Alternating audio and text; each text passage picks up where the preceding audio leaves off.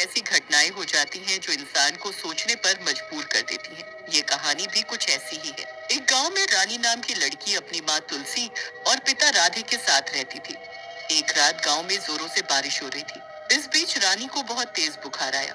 ये देखकर तुलसी और राधे बहुत परेशान हो गए। तुलसी राधे से बोलती है, अजी आप कुछ करिए, रानी का बुखार तो उतर ही नहीं रहा। घर में जो भी दवाई थी सब दे दी। तुम चिंता मत करो तुलसी, मैं अभी गांव वाले डॉक्टर को लेकर आता हूँ। बस मैं यूं गया और यूं आया। ऐसा कहकर राधे डॉक्टर को लेने चला जाता है। उधर रानी बुखार की वजह से तड़पने लगती है। माँ, मुझे बहुत तेज शरीर पे दर्द हो रहा है और मेरा सर भी फटा जा रहा है। कुछ करो माँ। रानी की बात सुनकर तुलसी बोलती है, तो चिंता मत कर बेटी, तेरे पिताजी गए हैं डॉक्टर को लेने, बस वो आते ही होंगे, फिर सब ठीक हो जाएगा। थोड़ी देर बाद राधे वापस आ जाता है। उसके साथ कोई डॉक्टर नहीं होता। ये देख तुलसी गुस्से में आ जाती है और राधे को डांटते हुए बोलती है, तुमसे कोई काम नहीं होता, डॉक्टर भी ना ला पाए, कहाँ थे अब तक? ये सुन राधे बोलता है, मैं गया था तुलसी डॉक्टर के पास, लेकिन वो गांव में नहीं है और बारिश इतनी तेज है कि अभी हम गांव से बाहर भी नहीं निकल सकते। लेकिन लेकिन अब हम क्या करेंगे? रानी की हालत तो खराब होती जा रही है। तभी रानी जोर से चिल्लाती है और बेहोश हो जाती है। राधे और तुलसी हैरान परेशान खड़े रह जाते हैं। अगली सुबह बारिश कम होती है और उनका पड़ोसी गोवर्धन एक डॉक्टर को लेकर आता है। डॉक्टर रानी को चेक करने के बाद, इसे तो दिमागी बुखार हुआ है। मैं इसके लिए कुछ दवाइयाँ लिख कर दे रहा हूँ, आप मंगाकर इन्हें खिला दो। तभी रानी को होश आ जाता है और वो बोलती है, माँ, माँ मुझे कुछ दिखाई नहीं दे रहा है, चारों तरफ अंधेरा ही अंधेरा है। डॉक्टर फिर से रानी को चेक करता है और बोलता है, लगता है बुखार की वजह से इनकी आंखों की रोशनी चली गई है, अब ये कभी देख नहीं पाएंगी। डॉक्टर की बात सुनकर सब तुलसी और राधे रोने लग जाते हैं और डॉक्टर से बोलते हैं, डॉक्टर साहब हमारे एक ही बच्चा है, कुछ करिए इसका, इसकी आंखें ठीक करिए, कोई रास्ता निकालिए। मैं आपका दर्द समझ रहा हूँ, लेकिन अब इसकी आंखें ठीक नहीं हो सकती। हाँ, अगर कोई आदमी अपनी आंखें दान कर दे तो हम उसको बदल सकते हैं। ऐसा कहकर डॉक्टर वहाँ से चले जाते हैं। फिर कई दिन निकल जाते हैं। आंखें न होने के कारण रानी दुखी रहने लगती है और एक दिन वो राधे से बोलती है, पिताजी मैं इस तरह से नहीं जी सकती, इससे अच्छा होता कि आप मुझे मरने देते, ऐसे अंधे रहने से मेरा मर जाना अच्छा है।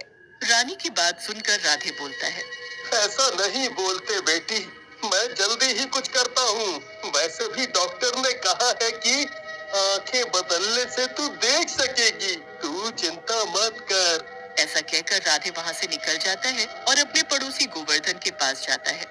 राधे को देख गोवर्धन बोलता है, क्या हुआ राधे भैया, परेशान लग रहे हो, क्या समस्या है? गोवर्धन के पूछने पर राधे उसे सारी बात बताता है, जिसे सुनकर गोवर्धन बोलता है, राधे भैया, अगर तुम बुरा न मानो तो मैं कहता हूँ, एक तांत्रिक है मेरे पास, हम दोनों उसके पास चलते हैं, वो जरूर इस बारे में हमारी मदद करेगा। क्या बात कर रहे हो गोवर्धन, भला तांत्रिक हमारी मदद कैसे करेगा? ये सब अंधविश्वास है, मैं इन सब बातों को नहीं मानता। ऐसा कहकर राधे वहाँ से चला जाता है और घर आकर अपनी पत्नी को अपने और गोवर्धन के बीच हुई सारी बात बता देता है। लेकिन तुलसी कुछ नहीं कहती। अगली सुबह वो गोवर्धन के पास जाती है। अरे गोवर्धन भैया, मुझे ले चलो उस तांत्रिक बाबा के पास, मैं अपनी बेटी के लिए कुछ भी करूंगी। तुलसी की बात सुनकर गोवर्धन बोलता है, लेकिन भाभी, अगर राधे भैया को पता चला तो वो मुझे मार डालेंगे। किसी को कुछ नहीं पता चलेगा गोवर्धन भैया, ये बात हम दोनों के बीच में रहेगी, आप बस ले चलो मुझे। फिर तुलसी की जिद के आगे गोवर्धन की कुछ नहीं चलती और वो तुलसी को लेकर बाबा के पास चला जाता है। बाबा तुलसी को देखकर कहता है, आओ बेटी तुलसी, आओ, मुझे पता था तुम यहाँ आओगी। बाबा के मुंह से अपना नाम सुनकर तुलसी हैरान रह जाती है और बोलती है, अरे बाबा, आप तो अंतर्यामी हैं, आप तो सब जानते हैं, मेरी समस्या का कुछ कीजिए। तुलसी की बात सुनकर बाबा हंसते हुए एक डिब्बा निकालता है और तुलसी को देता है और उसे खोलने के लिए बोलता है। तुलसी डब्बे को खोलती है और हैरान रह जाती है। बाबा, इसमें तो किसी की आंखें हैं। बाबा आप धन्य हैं, आपने मेरी सारी समस्या को दूर कर दिया।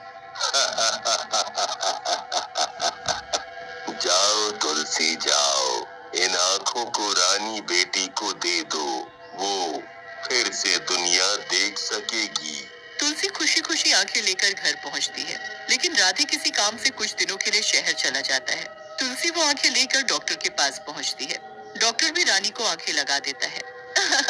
माँ, माँ मुझे सब दिख रहा है, मेरी आंखें वापस आ गई माँ। फिर तुलसी मन ही मन बहुत खुश होती है और बाबा को धन्यवाद करती है। लेकिन उसी रात जब तुलसी और रानी सो रहे होते हैं, रानी एकदम से उठ जाती है। उसकी आंखों से खून बह रहा होता है।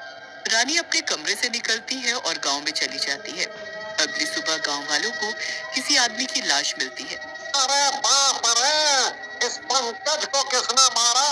वो भी जानवरों की तरह। और देखो, इसकी तो आंखें भी गायब हैं। फिर गांव वाले पंकज की लाश का अंतिम संस्कार कर देते हैं। उसी रात रानी फिर उठती है। उसकी आंखों से खून टपकने लगता है और फर्श पर गिर जाता है। रानी घर के बाहर जाकर बैठ जाती है, लेकिन इस बार तुलसी भी उठ जाती है और वो गिरे हुए खून का पीछा करने लगती है।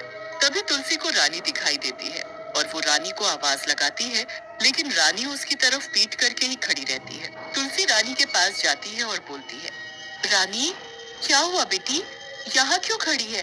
तुलसी की बात सुनकर रानी की गर्दन तुलसी की तरफ घूम जाती है। रानी का चेहरा बहुत भयानक होता है। उसकी आंखों से खून टपक रहा होता है। ये सब देखकर तुलसी डर की वजह से वहीं बेहोश हो जाती है। अगली सुबह जब